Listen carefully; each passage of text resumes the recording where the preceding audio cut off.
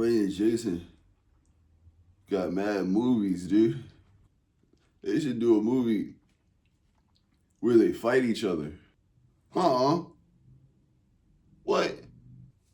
Who won? What up, what up, what it do? It's your boy GANJAWEEN back with another review, and thank you for tuning in to Blazing with Ganja, where we always blazing. What? What? Something amazing. And guys, this time we're gonna go ahead and wrap up this GANJAWEEN 2 with Final Destination Bloodlines. This is a review that should have came out last year. It's just the movie wasn't out last year when I was actually doing the franchise. So it's out now. We can go ahead and wrap up this franchise. And this one opens with probably the craziest premonition out of all of them. This time it's a dream, and it's actually the main character. Her name is Stephanie, played by Caitlin Wanna. And she's actually having a premonition of her grandmother, Iris. The young Iris is played by Brett Basinger. All right, so the premonition is set during 1969, during the opening of a restaurant called the Sky Bar, which actually sits at the top of a tower. And this time, since it's her grandmother, it makes it a little bit different because it's not actually happening to her. It happens in the past. Remember, I said it happens in 1969. So that causes a cataclysm of events through history this time.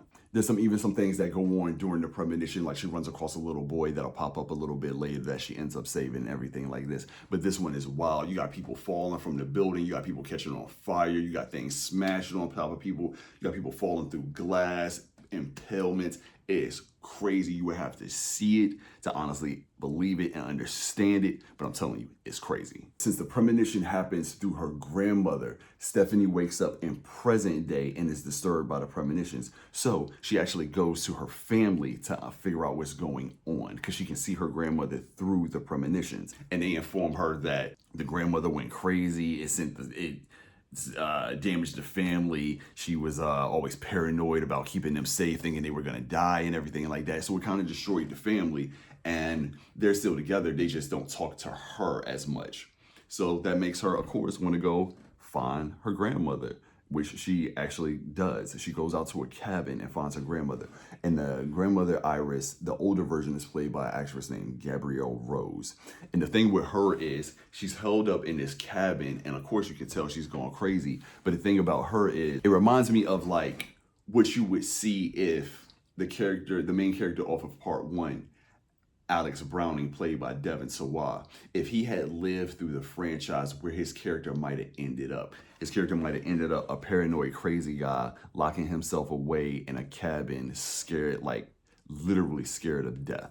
So of course she goes to her and her grandmother. She's been writing this book of all the crazy ways people can die. Like I said, she's been obsessed with like death's plan and everything like that. So to me, a character usually in the franchise will get more premonitions through the movie. On this one, it's not like that. She doesn't necessarily get premonitions. Everything is written down in the book. So if she literally just studied this book, every single death and everything and all of the plan is in the book. She could read the book to defeat death's plan. She doesn't really follow through on that. So of course, hijinks ensue.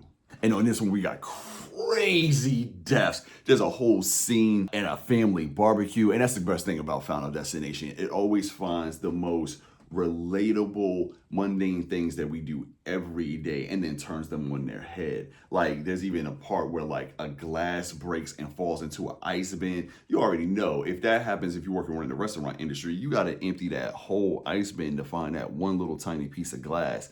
That happens. They got some things where they're jumping on a trampoline. I don't even like seeing jumping on a trampoline. There are so many things in this one that'll make you just cringe and wince from like just people almost getting hurt. That's the best thing about this one. They ramped that up to 11 on this one. You got a dude dying in a tattoo parlor. He has piercings. He's getting all hung up on his piercings by the ceiling fan. That part is crazy.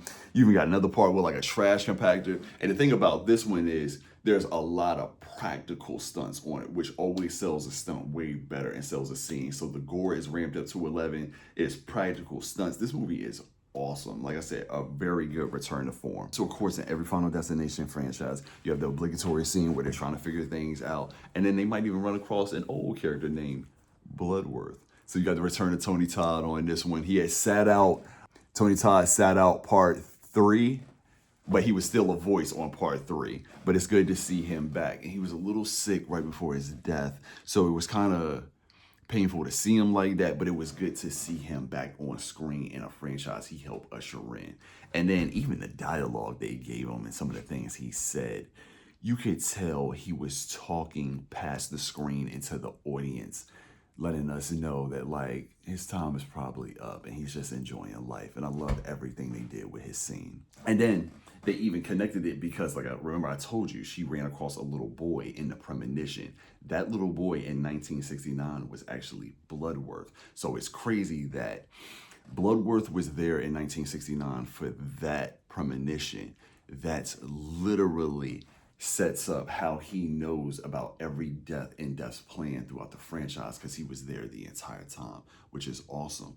Which also ties into, since this premonition happened in 1969 and her grandmother stopped it and there were a ton of people in this building, she saved a ton of lives and a ton of families and everything like that. So of course that knocked off Death's plan. So that right there enables the entire franchise to happen from part 1 to part 2, 3, 4, and 5.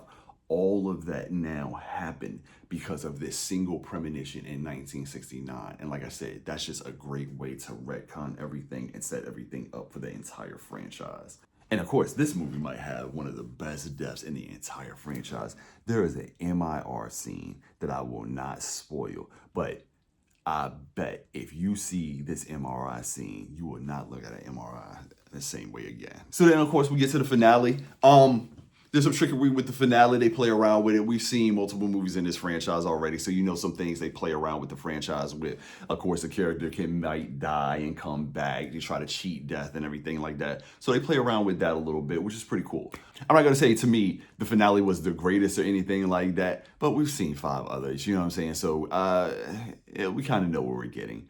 What I will say, though, is the last death and the ending was great. There's a penny that is a reoccurring character in the entire movie. You see this penny in the front, it sets some things up. This penny is even at the end of the movie to set up the end of the movie deaths. It's actually hilarious. And that's the great thing about the franchise. The franchise is really tongue-in-cheek and you laugh at like most of the deaths anyway. So that's the great thing about it. Like I said, it's a fun franchise. It's got awesome deaths. This was a great return to form. This was a great entry. Like I said, it's different enough to where it stands apart from the other ones, but it's still a form. Another great thing about it is the cinematography. The way they shot this movie, the movie is gorgeous. The colors pop, they're vibrant, and then like it even has like a dreamy kind of feel throughout the movie. A lot of the dolly shots are like tilted and on Dutch angles and shit like that. So it just gives a whole kind of like dreamy essence to it. Even like with, like I said, with it opening in the 60s, it has that kind of like Mr. Sandman kind of feel to it. But yeah, overall, I actually really like this movie. It's like I said, it's a great return to form. It was a great entry in the franchise. I can't wait to see what they do with it next. I know these 2 directors aren't coming back, which is a little bit disappointing, but I think it's the same writers. So let's just see what they do. I'm actually glad that Final Destination is back. Always love this franchise. It's one we grew up on, something that was there in high school, everything like that, something that's still going. Hopefully, maybe one day I'll get to show it to my kids or something like that. Well, thanks again for joining me. We will come back soon, hit y'all with another one.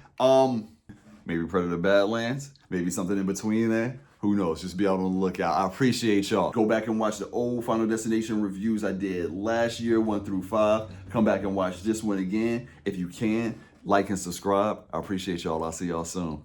Peace.